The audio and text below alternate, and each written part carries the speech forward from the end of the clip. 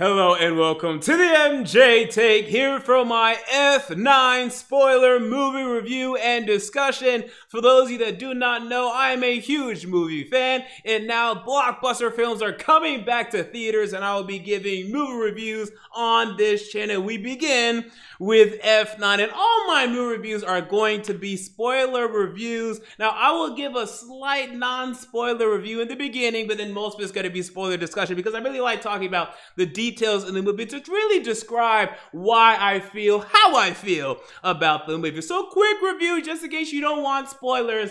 This was a very mediocre film at best to me. Even as a blockbuster, this franchise has just gotten way too ridiculous to me. The rules have gone out of the window. I personally would only recommend it if you're huge into the Fast and Furious franchise. So now let's get into spoilers, okay? So there's gonna be a very heavy spoiler discussion.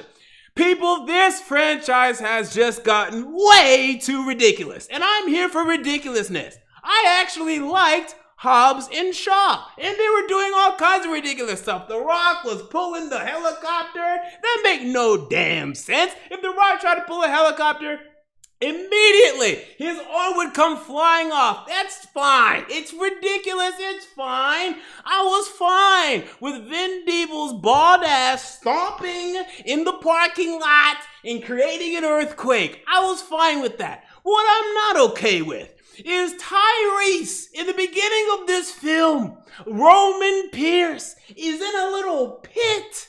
And first of all, even before he gets to the pit, he's being chased, and he's on foot, and he's being chased by a Jeep, by people, I don't even know where they're from. I don't know what country they were supposed to be in. And they have AKs or assault rifles of some sort, and they're shooting straight up blanks, just straight up. You see the shot effect? This guy would have been dead 100 times. There's not even bullets flying at him. There's literally no bullets flying at him. And then there comes a point where he's in a freaking pit. He's in a little pit. He is surrounded by at least 10 of these Vietnamese, Bolivian people. I don't know who these people are. And everyone's shooting down at his dumb ass, his black ass. And then he just pops one at a time pretty easily. Now, I heard, I don't know if this was true, that apparently it was Han that was doing it from somewhere. Okay, maybe that helps a little bit. But the idea that no one hit him in the freaking head with one of their ARs is absurd. Okay, it's just way too ridiculous. Like, well, what are we doing here? The scene, I was prepared for the scene where Dom and Letty are swinging like Tarzan in a car on the damn vine. I was prepared. I seen it in the trailer last year, in the Super Bowl, whenever that first trailer showed. I was prepared. I don't mind that. It's stupid. I don't mind it. What I mind is after they swing from this damn vine, you see them rolling, their cars demolished, and there's not even a bloody scratch. Okay, this is ridiculous. They have to have scratches. I mean, they have to. I'm a big anime guy. Whenever a big, attack happens or a big destruction, they have scratches. They bleed. Let them bleed. This is a PG-13 movie. You can have blood. The idea that they're not even scratched, there's only a couple times that they're scratched in this movie. One where Dom and then his brother Jacob, played by John Cena, only in that scene were they ever scratched. Other than that, they weren't scratched at all. I mean, it's like, well, what are we doing? They're bringing Han back. I mean, I'm a big fan of Han. I'm happy they brought him back because I don't care. I literally don't care that they brought him back. It's ridiculous, but I don't mind that. But it really didn't even feel like it mattered too much to me. I expected a greater return than that. If you're going to bring Han back, they could have brought him back with a little more gravitas than that. I just didn't feel much impact. And that's the problem with this movie for me overall. I just didn't feel much impact. You look at John Cena playing Jacob Toretto, Dom's brother. Again, they're bringing him in as the brother. It makes no sense. I'm fine with it. Cena fell a little flat to me. It wasn't his fault, but he certainly didn't have the impact that The Rock had in Fast 5, right? He didn't compare to that level. He was more of Owen Shaw in Fast and Furious 6, definitely not Deckard Shaw in Furious 7, maybe even worse than Cypher in Furious 8. So, I mean, that puts him right there in the newer age of Fast and Furious films as one of the least impactful villains, but the fight scenes with him were dope.